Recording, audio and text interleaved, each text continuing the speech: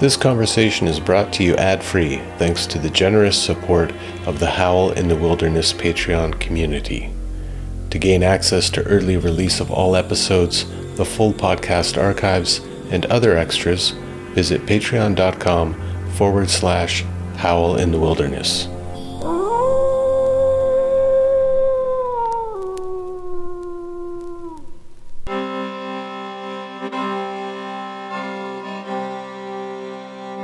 Ronnie Pontiac, thanks so much for joining me once again on the podcast. Great to see you. Great to see you too. Thanks for having me here. My pleasure. If people aren't watching video, if they're just listening, I've got Suki's on my lap and her ears are like right in my mouth. So if you hear any jingle jangling or yawning, it's not me, it's Suki. Well, I appreciate you coming on to speak about Orpheus and the Orphic hymns. You and your partner, Tamra, released a book about it, a couple of years ago now? Yes. Well, thanks for, revisiting the subject with me. I thought, Orpheus is kind of a patron saint to us musicians and countercultural types. So I thought, I'd love to dive in on that, but you do have a couple books that have been released since that one, and maybe we can have you on down the road to talk about those. That would be great. Thank you. Yeah. Well, I wonder if you could, I think you're such a great storyteller, and so I thought maybe we could start with telling the story of this figure of Orpheus, and you can talk about the myths, but also like this figure in Greek history. Reading your book, obviously I'd heard of Orpheus and Eurydice, the story, but I had no idea of the role that this figure Orpheus played in Greek culture and how he was such a kind of a mystery figure.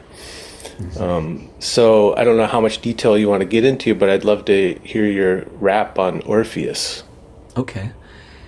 Orpheus not only an influence on Greek culture, but one of the amazing things that Tamra and I found was that Orpheus was almost like a catalyst for renaissances. Every time there was a countercultural renaissance, there would be Orpheus in the middle of it.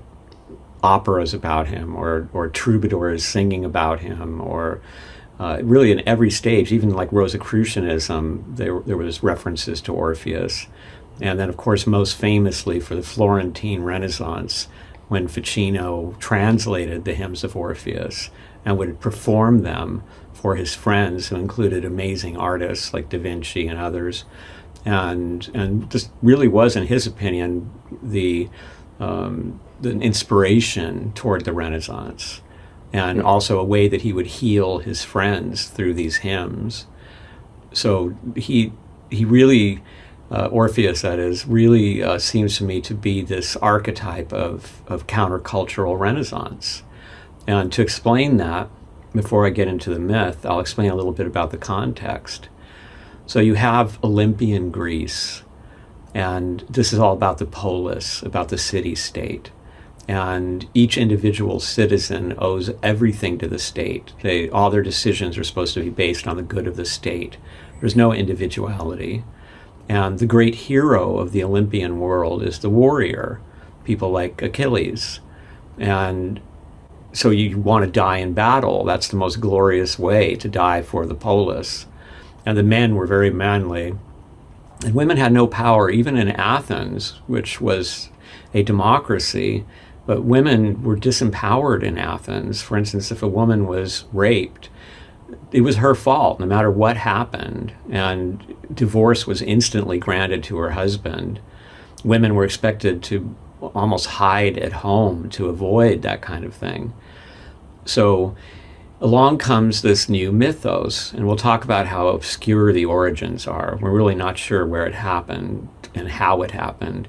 My favorite theory is that it was a Pythagorean hoax, that Pythagoras and other Pythagoreans invented Orpheus as a way of mythologizing their philosophy and making it more accessible. And it was a way of addressing the bloody Olympian religion of sacrifice, and of also introducing reincarnation ideas into Greek culture. But there's been other theories about its influence. It certainly has many ideas that remind us of Hindu religion and philosophy. So some people have thought, including, for instance, Madame Blavatsky, that Orpheus was a teacher who came from India. And people have used the name to derive various origins. So what happens when Orpheus shows up is a good question. It completely changes the dynamic in the sense that that absolutely unchallenged Olympian culture, where the warriors are walking around proudly because they are the cream of the crop as far as their civilization is concerned, suddenly is dealing with these counterculture types that Aristophanes makes fun of in his comedies. But what that feels like is, if I'm an Orphic and I'm walking down the street in an ancient Greek polis and I'm passing a warrior, instead of being like the other citizens who are all worshipful and admiring, I'm going to be feeling sorry for this guy. I'm going to be feeling even a sense of contempt because he has fallen. The fact that his glory is killing other human beings is proof of his ignorance. And so the Orphics, they didn't want to fight in wars. They didn't want to kill animals to please the gods. They would say, how can you please the gods by killing animals? Blood and pain and suffering, that doesn't please the gods. And because of this belief in reincarnation, they would say, you know, that soldier that you just killed might have been your mother in another life. Mm-hmm. And so one of the basic myths that's attributed to Orphism, and by the way, everything I'm going to say is in question. Like, there are people who thought that the Orphic religion was a 1,000-year religion with churches, and in more modern scholarship, the feeling is that it barely existed, that it was literary and countercultural. It was something more along the lines of the Beats, you know, just a few people, but who had a very strong influence. So this myth may or may not be Orphic, but it's been traditionally associated with them. And the idea is this, that young Dionysius, who is Zagreus, his name, is born.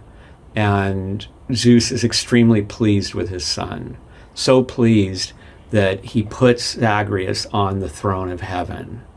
And this is to indicate two things. One, that Zagreus will be the next god of the gods. And also that in the way that Zeus is so superior to Kronos, who was a titan and was kind of savage, that this new god was going to be even better than Zeus. And Zeus had introduced the law of hospitality and really a lot of civilization to Greece. But this new god, Zagreus, was even more compassionate, more filled with artistic creativity, much friendlier to women. And Zeus was pleased by this. The Titans, the original gods in a sense, who had been defeated by Zeus and the new Olympian gods, they see this and they're really upset by it. They hate Zeus. They want to reclaim the rulership of the world, and they want to send it back into chaos and suffering. The Titans are characterized by selfishness and anger and by the desire to control and to destroy. So they come up with a plan. And they wait for Zeus to get busy somewhere, probably with a woman.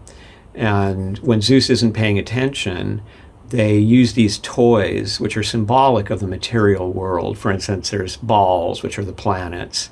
There's this kind of cotton fuzz, which is symbolic of all the ways that in creation things are sort of woven together. And there's a mirror. And they use these things to lure Zagreus off of the throne. And then when they get hold of him, they take him into the deepest parts of Tartarus, the underworld, where Zeus can't immediately see what's happening.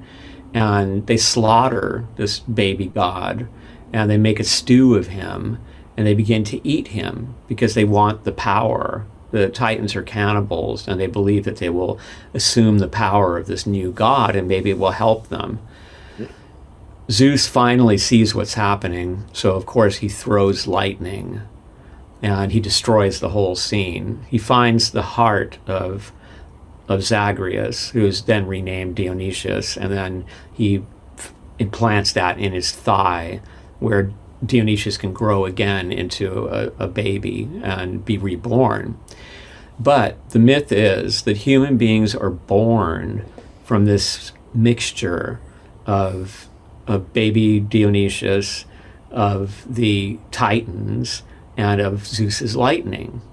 So our makeup is partly Titanic. And this is what makes human beings hateful and warlike and destructive and selfish and envious. And so all these lives, all this reincarnation is in order to purify the soul, to restore it to the divinity that is also its heritage. So there was a famous, basically a password or a death passport that you had to learn as an Orphic initiate that would be the thing that you said when you reached the afterlife that would save you from the cycle of necessity, the returning and reincarnation. And so you would be confronted by a guardian along the road to the afterworld, and they would challenge you, and you would say that I am a child of earth and of starry heaven, but my race is of heaven. This you know. Give me a drink of the cool water of memory so that I may feast with the gods. So essentially what you were saying is, yes, I'm part Titanic and I'm part divine, but I'm of the race of the divine, and I know this password. So that means that I have purified myself of the Titanic part, and I need no longer reincarnate. So please let me through so that I can rejoin my relatives. They for instance, called human beings the tears of Dionysius. And so now look at that world view as compared to the Olympian view, where only a hero could earn entry into the afterlife of the gods. Here, anybody can. In fact, all of us can, because we are divine. We're all children of Dionysius. Zeus is our grandfather. And when you have this attitude, then you look at a warrior and you think, you fool, you've given into your Titanic nature. You're out there killing and being glorified for killing. And all that means is that you're going to have to come back again. And who knows how many times you've already done this, you idiot. It's like you just keep coming back and killing like a Titan. And that feeling, I always think of it as, it must have been really something, to be a Greek soldier and walk by one of these Orphics who were usually dressed in white for purity, and to see this look on their face when they looked at you. It must have been sometimes disturbing and sometimes infuriating, because it wasn't admiration. And there was this whole mythology behind it that undercut everything that you stood for. And also undercut the polis, because the polis was very organized around defending itself. And so this is why Aristophanes made fun of the Orphics and said they were terrible citizens, because they wouldn't go fight in the wars. Also, Orpheus as a god of music. And so here's the arts being elevated and as a way of communing with the gods. And Orpheus was said to have created all the sacred liturgies of all the mystery traditions, the Eleusinian, all of them. And so he was said, for example, in literature, to have traveled from place to place with Jason and the Argonauts. And wherever he landed, he found out about the gods that were worshipped there. He added them to the pantheon, and he created hymns for them and created rites that would uplift instead of sacrifice animals. And also, at the heart of this whole thing is romantic love, which was something that was very foreign to the ancient Greeks, where you're seeing, women are sort of, look at the Iliad. I mean, Achilles falls in love with the Trojan priestess, love, quote unquote, and then Agamemnon steals her, and then Achilles refuses to fight, so Agamemnon, women are property. And in the Orphic tradition, the founder of it, Orpheus, who is supposed to be the son of a muse, sometimes they say the son of Apollo, so he's semi-divine. His story is that he falls in love with Eurydice. And so they're going to have a wedding. And on the day of the wedding, Eurydice is noticed by a shepherd. Weirdly, his name means most excellent. And he was a god of shepherds. But in this story, he's just a character. And when he sees her, he wants her. So he runs after her. His intention is to carry her off, or at least to rape her. And Orpheus isn't there. So she runs to get away from him. And she runs into a nest of vipers. And she's bitten and she dies. And Orpheus finds her. And he's completely heartbroken, which is a very strange reaction for ancient Greeks. I mean, they weren't pouring out grief over the loss of a woman. And so what does he do? He goes onto this hill where he starts to sing to Apollo every morning, and he sings these laments that are so intensely sorrowful and so deep with the wisdom of the truth of impermanence that it stops creation. The world stops. Everybody, including the gods, are forced to listen to Orpheus lamenting. And they say that the trees wept and the rivers wept and just everything froze in grief as the awareness of impermanence and of loss and of grief permeated the whole world. The gods realize they've got to do something about it.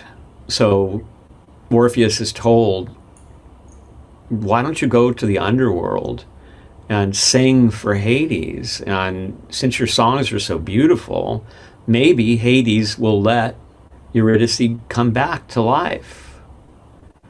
Really extraordinary idea. So dutifully, Orpheus, because of love, he finds the gate to the underworld. He goes in.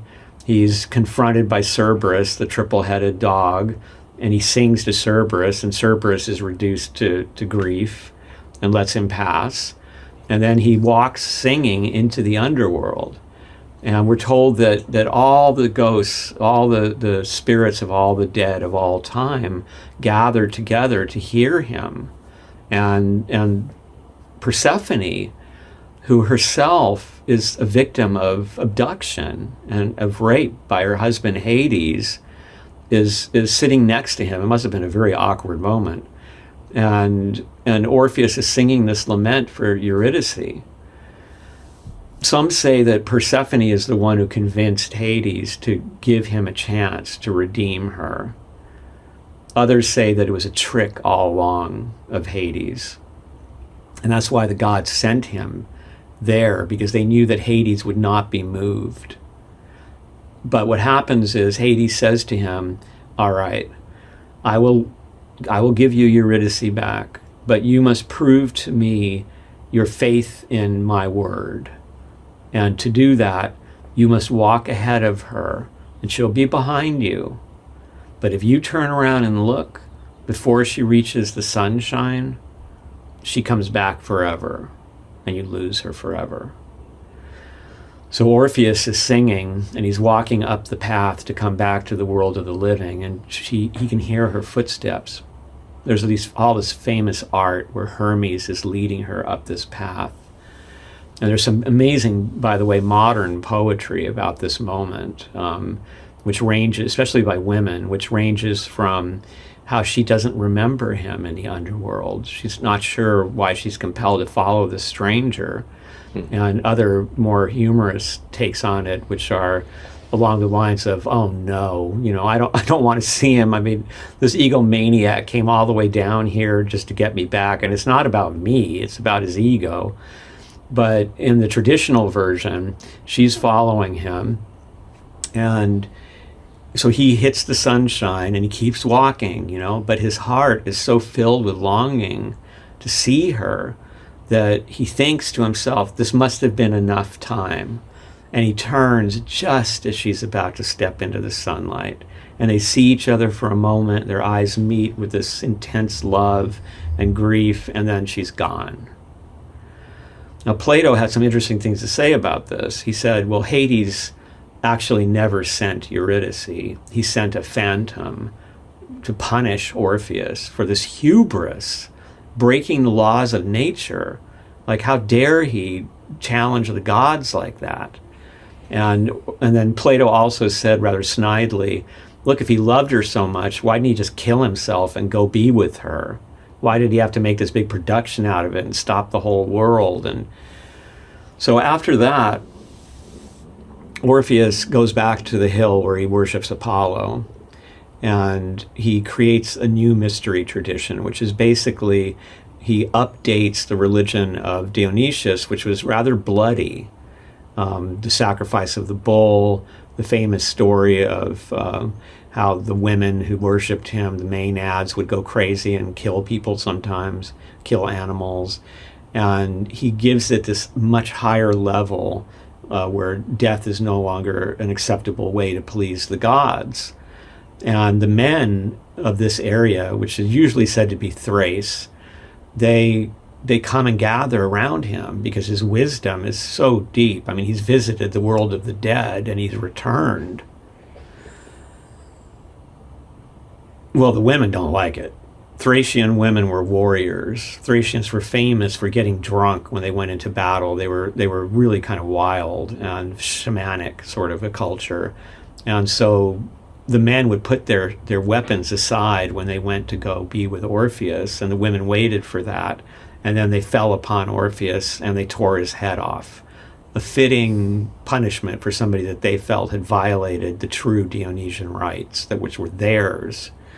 And so his head is thrown into a river, and again the trees are weeping and the birds are weeping, the river's weeping, and the head floats along singing. It goes into the sea, and then Apollo there gathers it, and he takes it to the island of Lesbos, where he establishes an oracle, puts the head in this building, and then from then on it's a famous place where people come to get wisdom from the gods. And they said that the birds there sang more sweetly than birds anywhere else in Greece. So that's basically the myth of Orpheus. And as you can see, I mean, to me, Tamra and I argued that this was the prototype of counterculture. That's why it continually reappears when there is a counterculture. Even when you look at the Beats, for example, who did not like Greek culture and ancient culture. I mean, Burroughs condemned it basically as ancient science, and it was just wrong about the nature of reality. And yet Orpheus makes it in there. The very first novel that Kerouac wrote was about Orpheus, or titled after Orpheus. And then Ginsberg talked about how they were moved by a scene in the Orphic trilogy films by Cocteau, where the poet is searching the radio for random words and lines for his poems. And this was a huge influence on Kerouac and Ginsberg and Burroughs. So Orpheus is right there again in the midst of this. And this continued from the very earliest days in European history straight through really to our time, although these days it's very difficult to create a counterculture. So I felt that, and Tamra felt that by examining Orpheus and this tradition, that we were perhaps providing inspiration for future countercultures. And as we approach the hymns, which in their original texts are very formulaic and repetitive and don't have a lot of detail, because the priests who perform them, who are mostly roving priests who were kind of selling, they would, it's almost like they would find out, where's a rich guy who just died?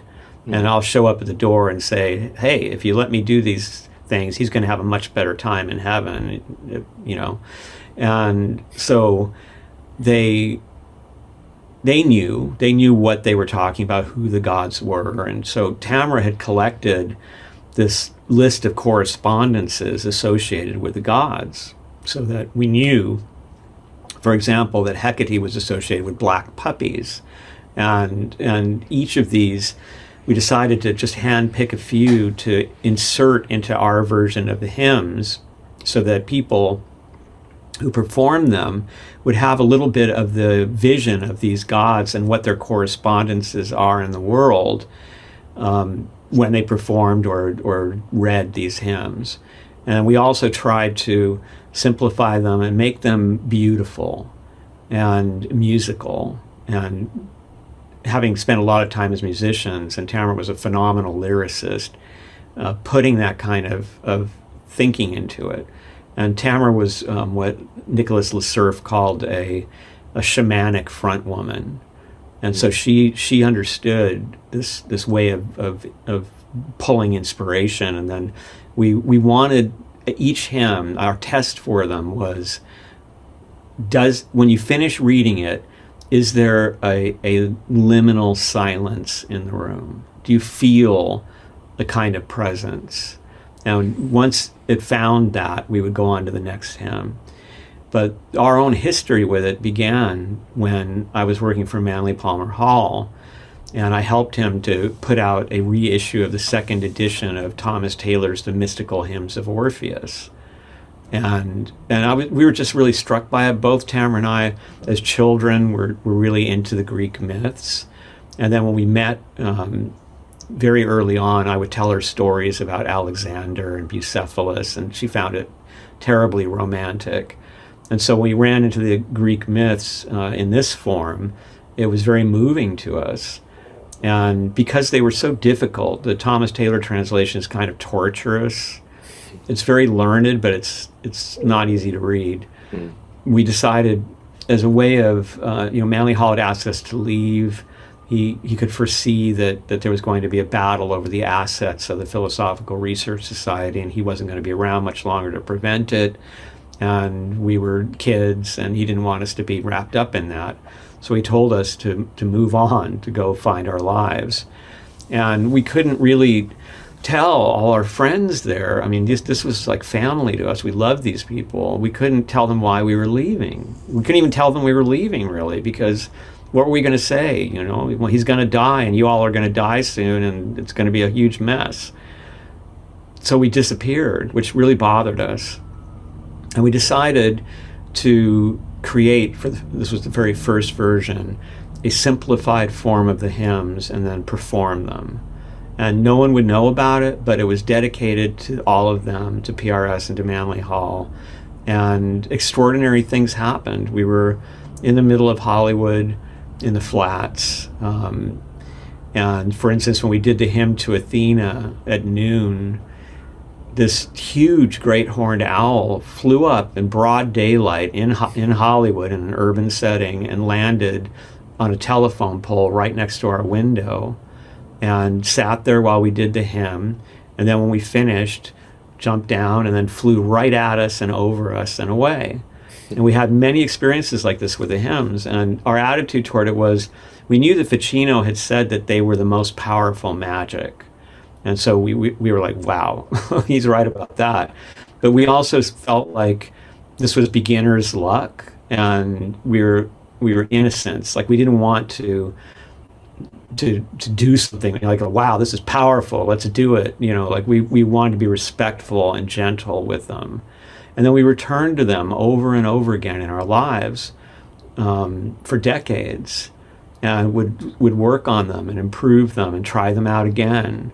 And the last time that we did that, just before this book was published, it was really eerie because we had this neighbor who had lived up here in the Hollywood Hills for about 50 years. Well, actually, no, more like 70 years. And she was born here. And she would tell us stories about how in the 1960s, she and her friends would walk down the trails because there weren't many houses up here. And there was this one beautiful tree that they would gather under to read poetry and drink wine. And they called themselves the Dionysius Society. And then they would go all the way down to Sunset Boulevard and see Jimi Hendrix or Jim Morrison or these amazing artists that were playing then. And so we were really touched by that. But when we finished the hymns the last time, and we would always do them out loud, there was the most uncanny screaming that originated from where that tree was. And it was, you couldn't tell if it was ecstasy or fear. And our hair just stood up. It was so Dionysian, and don't know what it was. Never heard it again. Never heard anything coming from that area. Like the Maenads screaming. Exactly. And so that was it was really an amazing experience. And then they came back again in a way that was extremely moving when Tamra, who had been an incredibly healthy person all her life, had never seen a doctor in 40 years, was just really kind of amazing. And she suddenly got ill. There's a whole nother story involving this other book we wrote, because it paralleled the people who wrote that book, called The Unobstructed Way, who wrote the books that book is about. And suddenly she gets ill, and there's like a 5-day decline here in the house, and then 5 days in the hospital, and she was gone. But the last day that she was good, and the doctors were telling me she'd be home in a couple days, that her healing was nearly miraculous, that there was no imminent danger, and she was crystal clear. She was weak from what she went through, but she could move every limb, and it was clear-headed.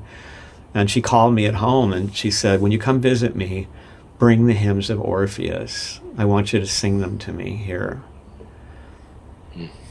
And so I brought them, and so I sat by her bedside, holding her hand and softly singing several of the hymns to her, beginning with a hymn to Apollo.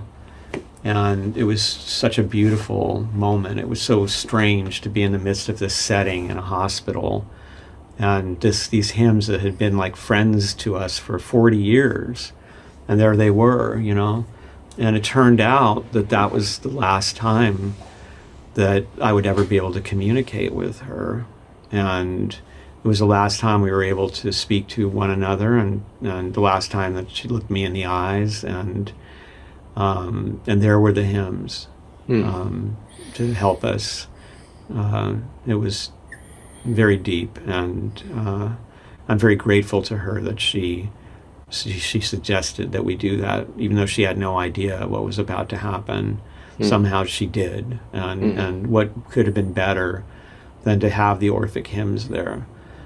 For me, of course, losing her, it was Orpheus and Eurydice all over again. I couldn't help but think about that too. Yeah. Well. Yeah, I was saying before we started recording, I think you had a bit of trouble getting hooked up and everything, but I just felt called to recite the hymn to Hermes, and then you popped on afterwards. But I was struck by the end of the hymn. It says, "With a touch of your wand, you bring dreams, sleep, or death. We honor you. Guide us through this world and the next." And that just seems, reciting the hymn to Hermes on someone's deathbed to them, or the person reciting it, and remembering that story about passing into Hades, meeting this crossroads. Do I go to the river of forgetting, or the river of remembering, or lake? And remembering the password just seems like a beautiful thing for us to have in this culture, like some kind of rites around death and passing on to the next world or next life. It just feels like something that we otherwise, there's a massive absence there for us kind of like post-Christian Westerners. Absolutely. It's such a different form. One of the jobs I had when I worked for Manly Hall was when he couldn't do a funeral, he would send me to do it. And I think this was a lesson he was teaching me. But when I remember one funeral in particular of this poet, and half of his family were into esoteric stuff, and the other half were strictly Christian. And I had to find a way to address them and not offend anyone. And it was difficult because as I looked at what is said at Christian funerals, it's so it's cold in a way. And ashes to ashes, dust to dust. Exactly. And then in comparison to what's being said in the world of the Orphic hymns, where this is liberation, this is becoming who we truly are, this is divinizing, and it really or a homecoming at least. Yes, very much so, and it has this luminous quality to it, a promise of reunion in a way that isn't tied to, well, you better act right or you're going to go to hell eternally and then you'll never see your loved one again. Or for that matter, many believe that your body will just be waiting for the resurrection, and until then you don't have any consciousness or any agency. And it's so alienating. And I've always thought that this was the way. I think that one of the things that patriarchal religion, or the founders of patriarchal religion, realized was that there were two ways to control people. One was to cut off and marginalize and demonize sexuality. And Wilhelm Reich, of course, wrote at length about the result of orgasm denial and how he felt that this kind of patriarchal perversion of natural sexuality was what led to Hitler's Germany and to the kind of abusive sexuality that takes over often in patriarchal societies. But the other was to control death, control sex and control death. And you now cut off people from their ancestors. And every indigenous culture has this relationship with the ancestors. They're there watching over you. They're there to try to help you. You have a continuing relationship. And all of a sudden, no, you don't. You have to go see the priest if you want to understand what to do spiritually. You have no direct access. And I think by controlling sexuality and by controlling death, they created this powerful engine for controlling societies and turning them into war machines that help them to acquire massive wealth and power. And I kind of think you're seeing that right now in the world as Christian nationalism has become so powerful in America. And it's just riddled with abusive sexuality and with this denial of love. And it almost harkens back to the Olympian Greeks, Yeah. you know? Yeah, totally. Yeah. And those titanic powers. And I mean, even Saturn eating his children, with all this stuff about the elites and Jeffrey Epstein. And yeah, the rumors of cannibalism. And I mean, an absolute retrograde into titanic nature. I couldn't help but everything I read about them just made me think, wow, these are like titans who are walking around the earth again. Yeah. What happened to Zeus's the clinging law? to power, the conservatism, that rigidity, so much of it just is mythic in its kind of implications and scale. And the rejection of Zeus's law of hospitality. Yeah, that Zeus mandated that if a stranger, even if it's an enemy, shows up at your door, you sit down, you give them food, you give them somewhere to sleep, you treat them like a human being. Well, and treat them as if they are a god in disguise. That's right. Because you never know. Exactly. I think it's so interesting to recognize the parallels between what's going on in the world now and what's happened in the past, even if it's a kind of a mythic past or an imaginal past in these stories. And a figure like Orpheus just presents such an alternative to what we might have in a kind of Christian culture. One of the things that I'm struck by with the Orphic hymns is that they're not just hymns to the great gods. There's hymns to the forces of nature and to heroes like Hercules. It seems to me that kind of, what would I say, kind of practicality in a way. It's like call on any force that will aid you. It's a very kind of like shamanic attitude. I think also that it almost is like a book of days in the sense that it represents 360 degrees of human experience. It's talking about sleep and death and love and eros, and it really is like looking. It reminds me of the indigenous ceremony of the four directions, except it's more detailed. And so as you perform the whole cycle of the hymns, you are adoring and respecting and reminding yourself of the wisdom and the grace of every aspect of human life. And it integrates, in a sense, our own selves and parts of ourselves as we perform this and as we recognize all this. So, the last hymn is the hymn to death.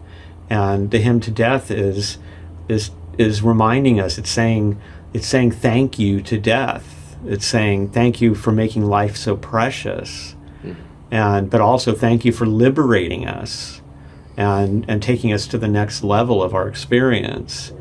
And so there's this profound reacquaintance with the divine that the hymns is exercising and allowing us to experience.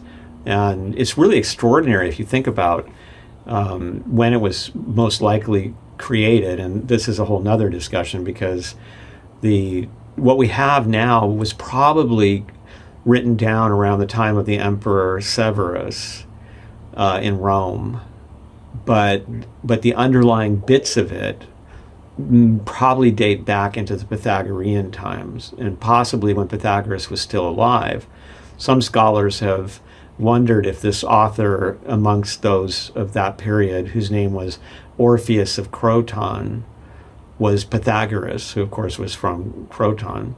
And so this really sophisticated, I think, concept of taking each element, like noticing that different places in the world had noticed the divinity of different aspects of life, and then bringing them all together into this one holistic kind of approach to the divine. Amazing, because it includes, every Greek polis had a different god or different group of gods, and it also includes gods of Asia Minor, and it's bringing them all together into this one kind of praising of the world. And it also it's an awakening to appreciation. It's not fear-based. It isn't, please don't hurt me, God. It's like, thank you for this amazing experience of life. Thank you for this beautiful world. Thank you for the divine wisdom that is found everywhere, and for this family of deities who all work together to create what we call the human experience. It's really quite beautiful. Yeah, it's wonderful. I was just thinking about how our culture is so death phobic, and I think the root of that is the story that we've been given, this very kind of impoverished story about death and the afterlife, and what stories like the story of Orpheus can offer us in changing our whole kind of attitude toward life and death and love.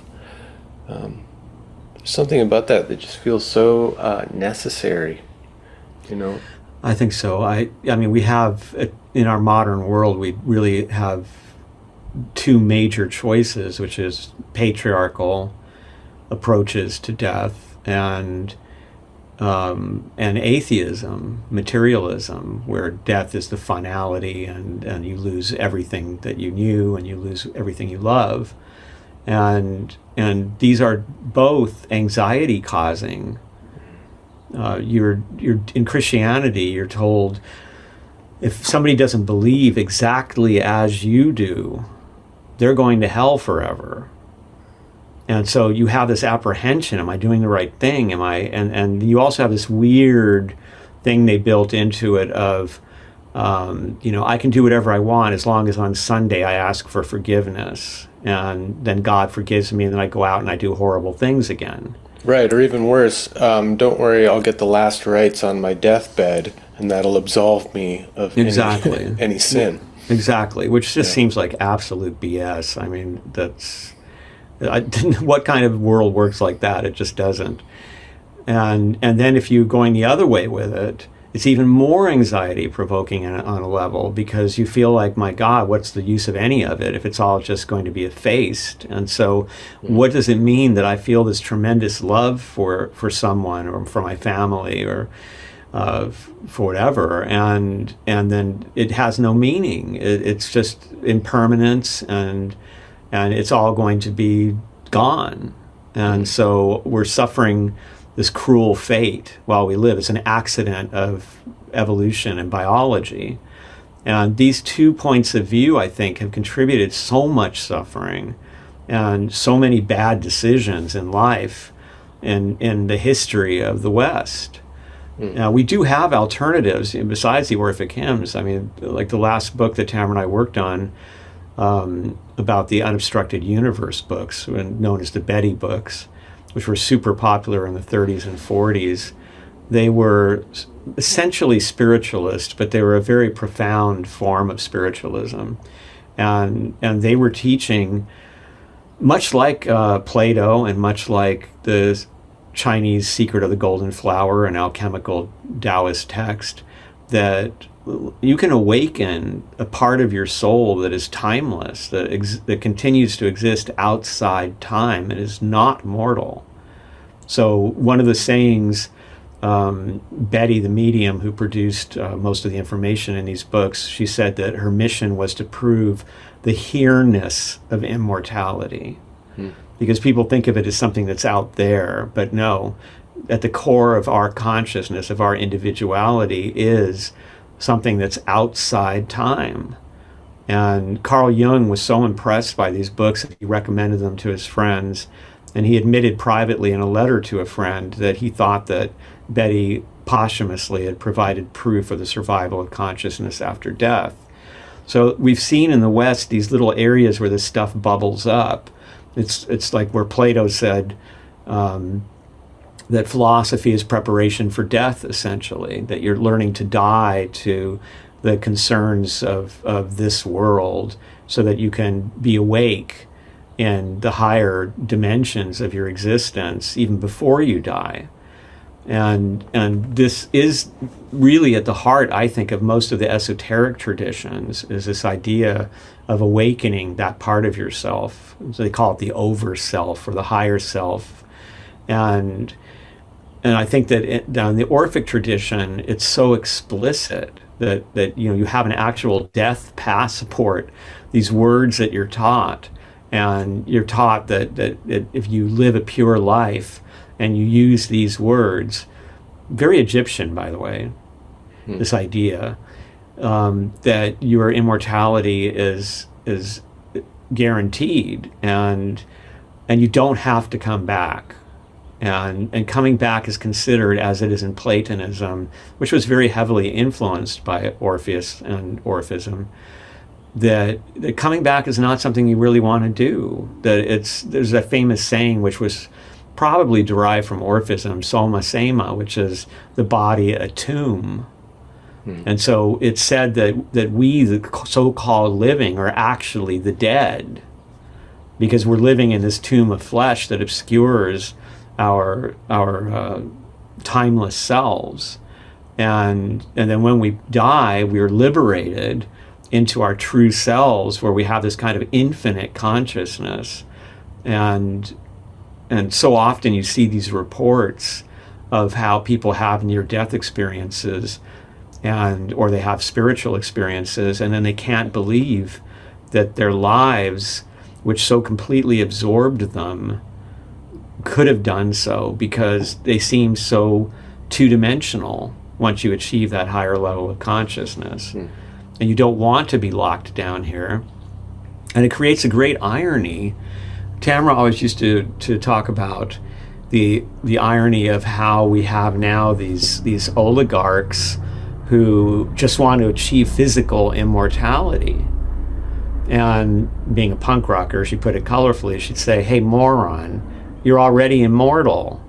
Your consciousness is immortal. Why would you want to be connected to a shit bag for eternity? Like, it's crazy. Or, I'm going to put myself in a machine. Like that's, you have the freedom of consciousness. It's infinite.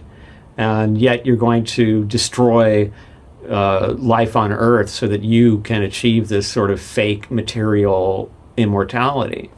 Yeah, or somehow capture my consciousness in whatever crude way and imprison it in a computer box.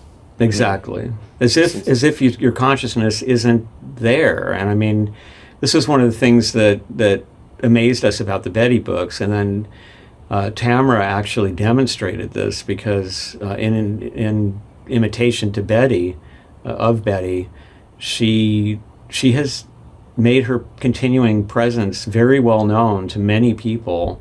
And her wit is there, her memories are there. When I receive messages through other people from me, she's pinpointing aspects of our lives. It's totally her sense of humor. Right, so the personality is preserved. Exactly. This is a demonstration of it. And it's a surreal experience, but it should be a natural experience because it's really what we are, and it's our human heritage to have that communication, but it's been very carefully controlled, especially in the West. Mm-hmm. Yeah. The other aspect of the Orphic tradition that makes it remarkable and again like quite shamanic is this reverence for nature and the personification of nature. So this like animistic attitude toward the world is going to change how you act in the world, like how you treat the natural world. Very much. And that's one of the worst things about fundamentalism, that this idea that God gave us nature just to use up and that it has no value in itself. Or exercise dominion over. Exactly. Instead of having this rapport. And the experience of life when you have a rapport and a respect for nature is very different. It's like in Manly Hall's Secret Teachings of All Ages, the dedication of the book is to the rational soul of the world. And this is a suggestion that when you recognize it and you live accordingly, that the world is collaborating with you. And he always used to say, many people approached him wanting him to be their teacher, their guru, and he refused everyone. And he would always tell them the same thing. Life is your teacher. Nature is your teacher, literally. But if you have the idea that nature is this either a jungle where the strongest survive, or it's just an immaterial nothingness that we can do anything we want with, then you don't have the ability to have that collaboration with nature, and you live blindly. And so you don't understand things like magical synchronicities that can change your life, and the way that nature, in a sense, dances with people who have a love and respect for it. I watched that throughout my life with Tamra because she was someone who she treated plants and animals as equals. She had love for all nature and appreciation for its beauty and its wisdom, and nature treated her that way back. And it was like beautiful to see this. It was a completely different kind of life from almost everything going on around us. And people often commented on how magical she was and how magical her influence was. And I think it came from that. It came from this deep love of nature. Yeah. And the animistic attitude has within it a kind of innate morality or ethics. Like seeing nature as alive, and with agency, and someone you can be in relationship with, is going to change the way that you behave and the way that you treat nature, not just as a resource to be extracted. Or the notion of reincarnation, that cow could be your mother reincarnated. So be careful of how you act. There's an ethics in that. There's a morality in that. Very much. That's something that, it's not inscribed in stone tablets, thou shalt. It comes out of relatedness. Exactly. And you have in the West, for instance, the indigenous belief that consciousness underlies all existence, that everything, even a rock, has a soul, was named by Western academia the pathetic fallacy. I mean, just look how loaded that term is. It's pathetic. Like the hatefulness of calling it that. You could say it's primitive fallacy even, but it's pathetic. And then you also have... that it's a fallacy. Yes, as well. And then you have the psychiatric community where you've got to be careful. I mean, people who have routine communication with those who have died and gone onward are considered psychotic.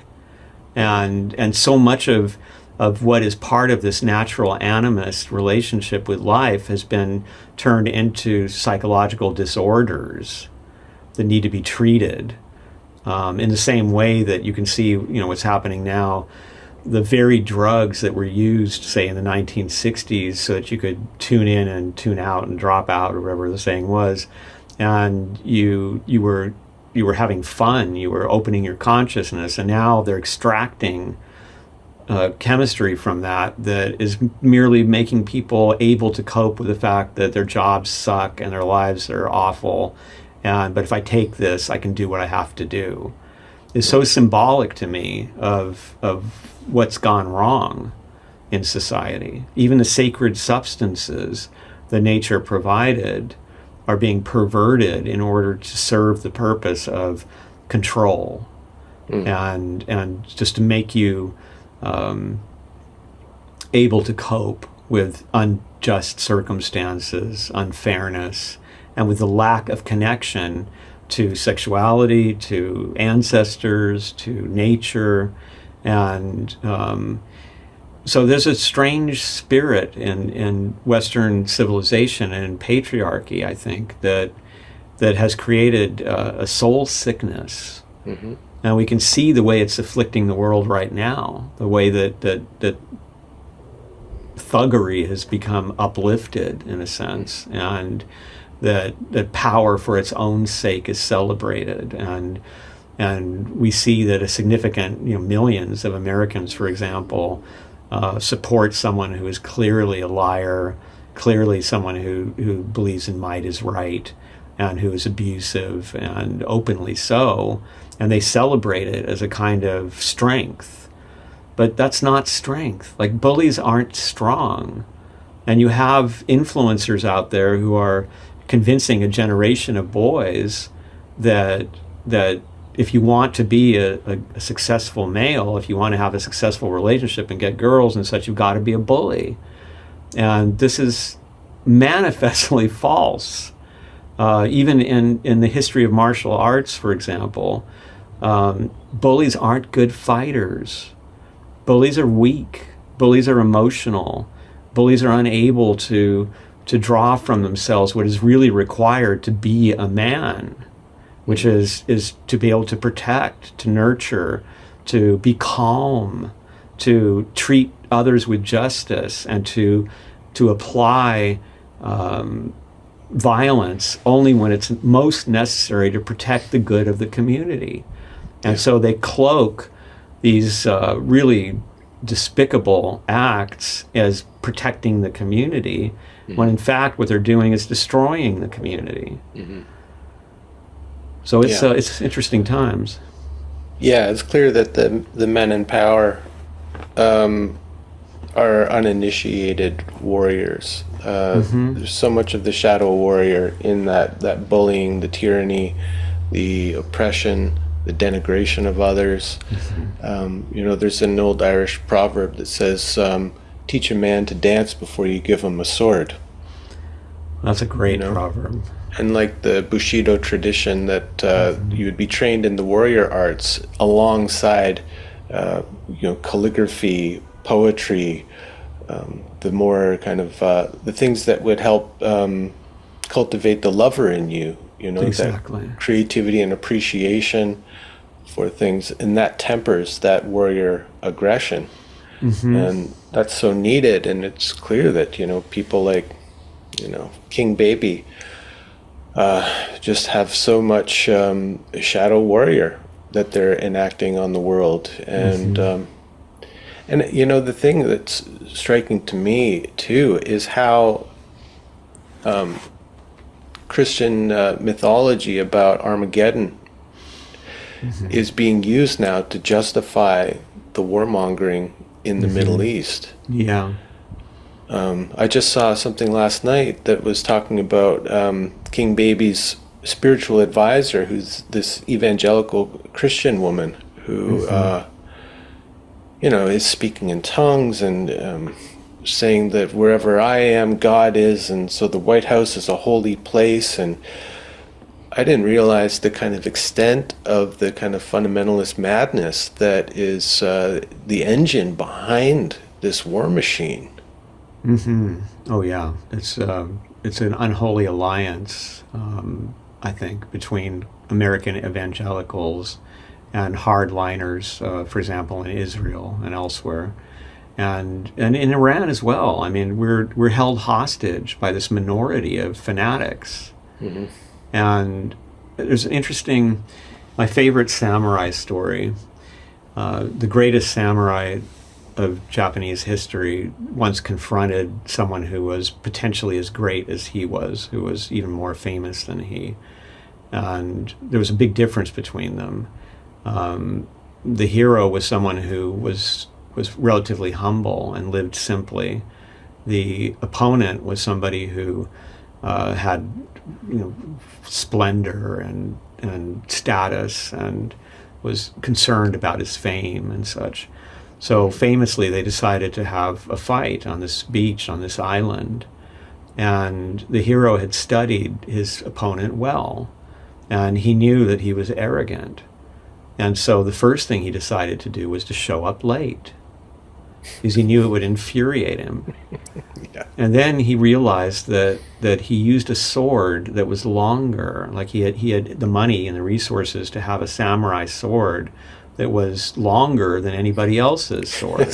Small guy syndrome, pretty typical. Yes, and that was a significant advantage. So what our hero did is he took a branch off a tree, and then as he was being rowed across this piece of water to reach the beach where this guy was already fuming, he just carved it into a big stick that was a little bit longer than the sword. And when his opponent saw, first of all, he shows up late. He's not dressed up in the finery of a samurai, and he's carrying a stick. He was so angry that it only took 2 minutes to defeat him. And I think this is a perfect picture of the difference between the two kinds of warrior. You have this person who's vainglorious and wants to be respected as the great warrior and is using this sort of illegitimate edge to win, and is so arrogant that if somebody shows up late for the fight, he's going to teach them a lesson. And then you've got this other guy who quietly observes and finds the weaknesses before he even meets the enemy, and then easily dispatches him because of his understanding. He, in a sense, he let his opponent be who he was. And by learning who he was, he found those weaknesses. And so we don't see much of that. That kind of ideal of what it means to be a warrior is very absent today. And you can see, for instance, in what's going on now, this miscalculation that we were just going to walk into Iran and topple the government. And this is, This is hubris, exactly. And then, of course, it's created this worldwide crisis. And the way that it's really horrific to me how crisis after crisis after crisis caused by hubris is creating an environment for people that is destroying their nervous systems, that most people have been driven into a point of just doom expectation because of it's like they can't get used to it. Like you get used to one horrific thing, and then there's another one, and then there's another one. And part of this, of course, is a shock doctrine. But it's so obvious that the society has failed. Like when a society produces those kind of results, it has no claim to serving the purpose. The social contract is shattered. And I feel like that's one of the tragedies about our culture today, is that this is usually the kind of time when countercultures make themselves known. When you have intense stagnation and you have this kind of failure to serve the greater good, and it becomes so chronic that life becomes difficult for most people, and bullies are elevated and they enjoy torturing others, is when countercultures blossom. But because of the nature of social media and the algorithms, it's almost impossible to create a counterculture now. Countercultures need to happen away from attention, in a sense. An example that I like to use is that I think, to me, the last musical counterculture that really occurred was, it was after hip-hop, was the world of grunge and Riot Grrrl, which happened in Seattle. And it happened because the record companies weren't there. They weren't looking at Seattle. Nothing had come from there. And so there was a very organic kind of local culture that allowed these bands to invent a new sound and allowed these punk girls to develop a whole new approach to making music and to distributing it and to communing with each other. And then it got discovered. And it was bastardized at that point. But it still had a tremendous influence. These days, you've got... everybody wants to get their hits. Everybody wants to get 1 million views. And if they get 1 million views, then people show up and want to co-opt it and try to make some money off it. And it's extremely difficult to create that kind of organic subculture, which has the answers, which naturally develops. I was thinking, I don't know where I ran into it, but I ran into some music by the Jefferson Airplane from the 60s. And the kind of lyrics and what they were talking about. And it was like it's like somebody once said about the Doors, that once you heard the Doors, dinner with your family would never be the same again. And that's what counterculture does. It crystallizes the moment, but in a way that changes your whole perception and makes you understand that there's another way, that's a better way, and that you reject, therefore, what is being foisted upon the world as the only way. So I wonder if I would think that there will be a way for it to happen. Simply, for instance, you see that there are amongst younger people a kind of rejection of social media and of AI, and I'm also very inspired by a lot. There's a lot of young musicians, a lot of young bands, hip-hop artists out there that are just on Instagram, and I mean kids, who the lyrics are incredible, and they're doing everything DIY, and maybe they turn into something. Right now, each of them is kind of an individual island unto themselves, but if you survey it, you can see that there is some kind of a movement, in a sense, abstractly, of young people who want to get out there and they want to share the truth about what's happening and their rejection of the status quo. Will that survive, or will they all eagerly grab selling out when they get a chance just so that they can live decently? It's hard to tell. Well, I think if any kind of counterculture revolution is going to happen, it has to be multi-generational. because those kids who are rejecting, digital culture, social media, AI, I meet those kids in the music program I do at the local high school.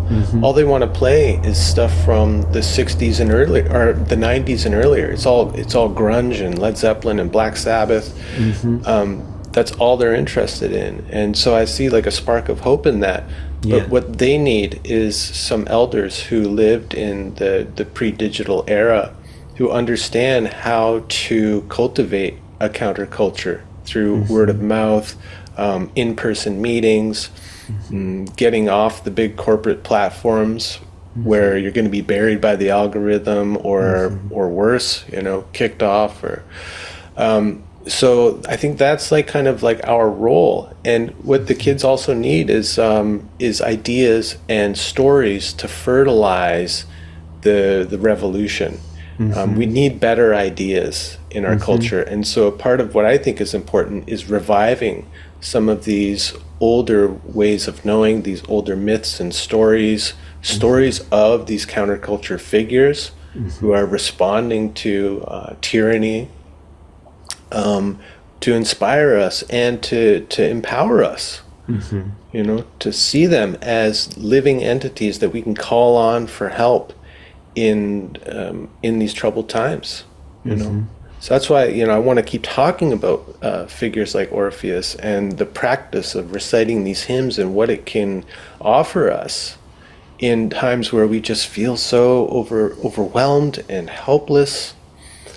There has to be a spiritual foundation to any kind of activism. I'm completely convinced of that. Absolutely. Yeah, and I think that's one thing that's been kind of missing since the era of the 60s, which was a kind of a mystical, cosmic movement in a way. Yes, absolutely. We need to, I think, bring that back, and that's something that also we didn't have in the 90s, kind of underground, grunge movement. There was no real kind of spiritual foundation to it. And there's like a rejection of that, that kind of Gen X cynicism, rejecting that.